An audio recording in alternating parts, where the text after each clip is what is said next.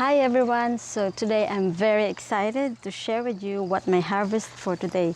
So of course I have the three types of cherry tomato, which is chocolate tomatoes, pear-shaped tomatoes, and sweet million tomatoes. This is a lot for today.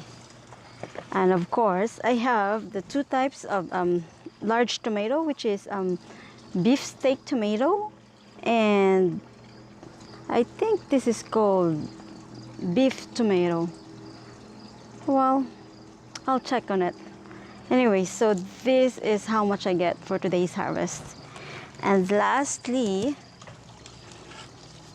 this is my first onion for this year's, and I still have more in there. This is called Wala Wala onion, and I'm excited to taste it. I've never grown this before, so I'm excited. Alright, so that's for today's, and I hope you continue to watch my video. I will have a lot of more video to come, and more harvest to come. Thank you so much for watching. My name is Enrica, and please don't forget to hit the like, share, and subscribe. Thank you. Bye.